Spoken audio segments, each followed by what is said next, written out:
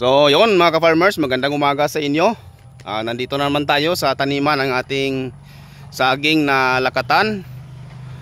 At ngayon maganda ang panahon. So far hindi pa dumating ang bagyo dito sa amin.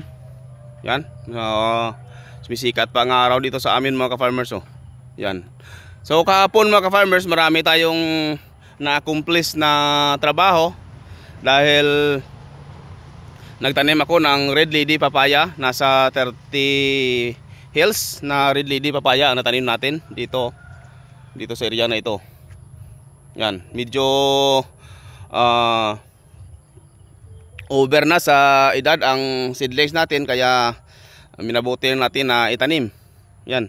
And then nagbutas ako dito sa mga namatay na puno ng ating lakatan na naapektuhan noong malakas ang ulan dito sa area natin. Bali magre-replant tayo sa mga mortality dito para ma-maximize natin ang ating mga tanim dito mga ka-farmers. And then kahapon ay nakapag-spray na din tayo doon sa malaking saging natin, sa mga hinarvesta natin. Nakapag-spray tayo doon ng herbicide. And of course doon din sa ating latundan, na-sprayhan din natin ng herbicide na yung glufosinate ammonium. Ito yung nutasan ko. Yan. Ito itatamnan natin ulit.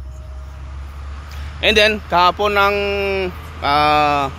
hapon mga ka-farmers, nakapag-spray din tayo doon sa ating lakatan na malalaki ng Growers Bet 1000 Plus foliar fertilizer para preparasyon sa dadating na bagyo, kasi dadaan dito sa Visayas ang bagyo, kaya dapat may pundo yung ating saging na Growers Bet 1000 Plus para may resistensya siya sa stress kung sakaling dumating man ang malakas na ulan dito sa area natin mga ka-farmers. And of course, kaninang umaga mga ka-farmers, kanina lang mga alas 5 ng umaga, nakapag-spray din tayo dito sa ating maliliit na na bagong tanim na lakatan. Nag-spray tayo ng Growers Bet 1000 Plus foliar fertilizer dito. Yan. So marami tayong accomplishment sa buong araw at kaninang umaga mga ka-farmers. Sa ngayon mga ka-farmers, kasi wala tayong tauhan dito na steady na gumagawa dito sa area natin, dahil yung mga tauhan ko dati dito ay nagpaalam sila para sumama sa harvester at mahumakot ng palay, pero hanggang ngayon ay hindi sila bumalik.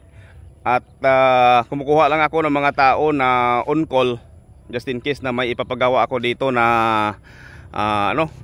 kailangan ng mataas na libor. So sa spraying, kayang-kaya naman natin kahit na tayo lang, kaya ako lang ang gumawa. Yan. So yan ang pinaka maganda mga ka-farmers. Kung farmer ka, dapat kaya mong gawin ang pinaka basic na gawain sa farm na hindi na aasa sa mga tao.